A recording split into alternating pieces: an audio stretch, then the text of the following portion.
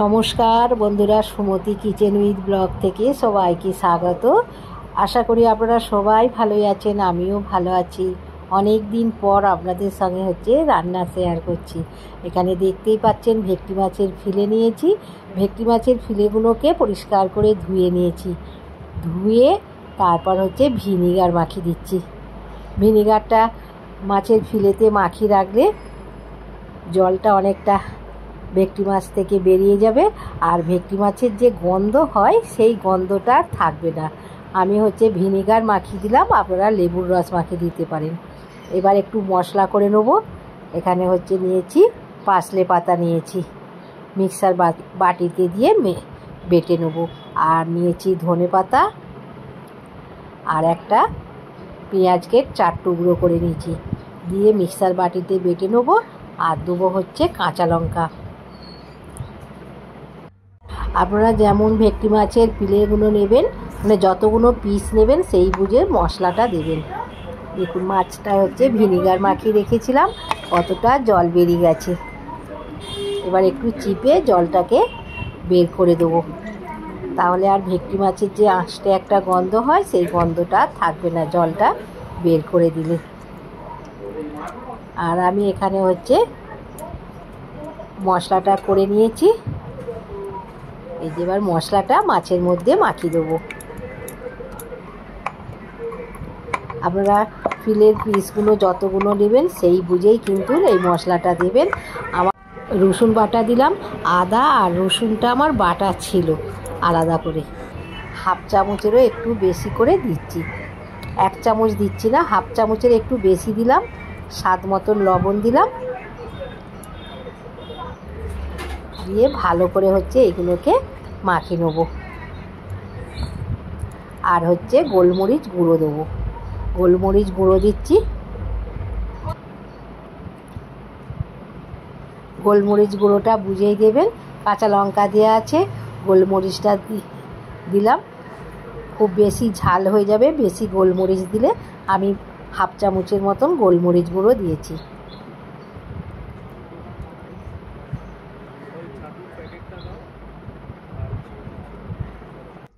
ভালো করে মাখানো হয়ে গেছে। আর এই ভেটকি মাছের আজকে আমি বাটার ফ্রাই করব।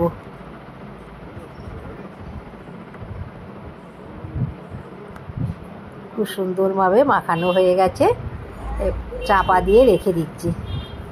এবার এখানে একটা ব্যাটার তৈরি করে নেব। এখানে 4 চামচ ময়দা নিচ্ছি। ময়দা নিলাম। এবার কর্নফ্লাওয়ার দেবো। আপনারা শুধু ময়দা দিয়েও করতে পারেন, ময়দা আর কর্নফ্লাওয়ার দিয়ে করলে ফ্রাইটা খুব ভালো হয়। সেই জন্যে 3.5 চামচের মতন কর্নফ্লাওয়ার দিলাম। এবার এর মধ্যে গোলমরিচ গুঁড়ো দিচ্ছি হাফ চামচ, স্বাদ মতো লবণ দিলাম, আর একটা ডিম দিচ্ছি।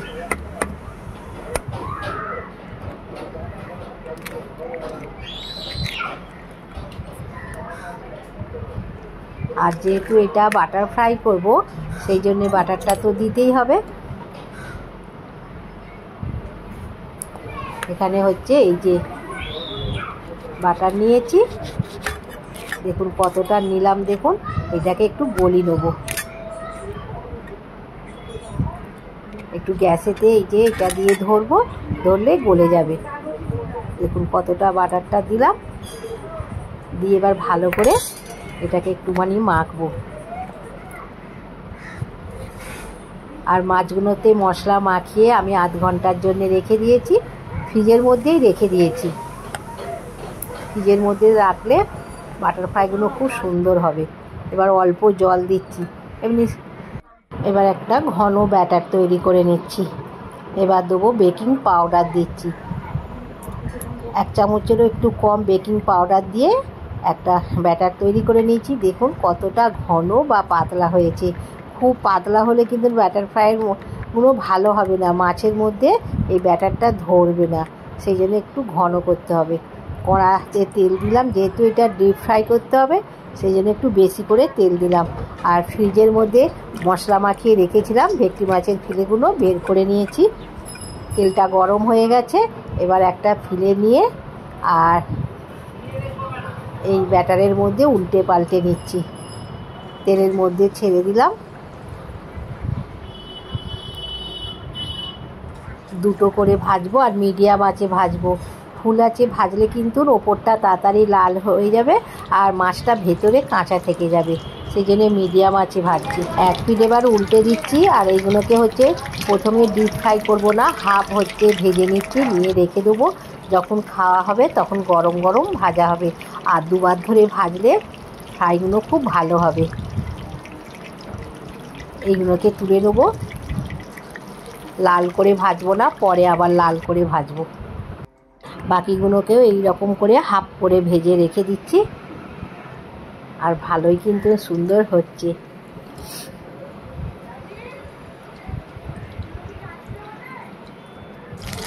এইগুলোকেও এক পিঠ করে উল্টে দিচ্ছি, দু পিঠ করে হালকা করে ভেজে তুলে নিলাম। সবগুলোকে এই রকম করে হচ্ছে ভেজে নিয়েছি, পরে ডিপ করে ভাজবো।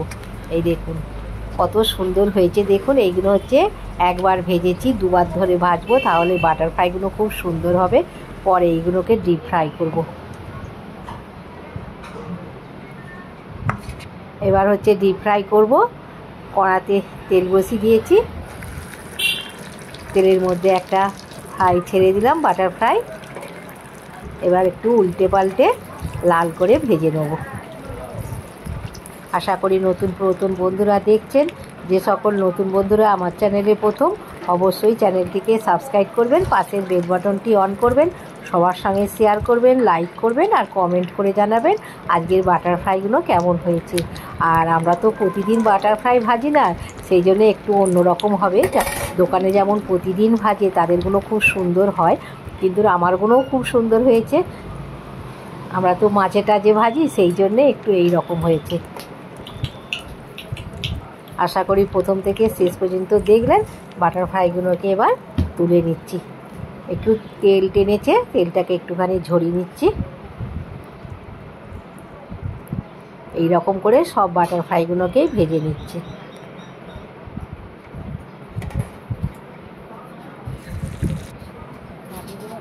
ভেজে নিচ্ছি।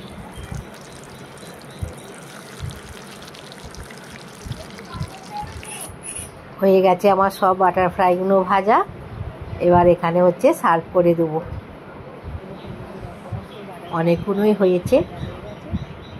সার্ভ করার আগেই আমার ছেলেরা খেয়েছে, খুব সুন্দর হয়েছে, খুব মুচমুচেও হয়েছে, আর খেতে কিন্তু খুবই টেস্ট হয়েছে।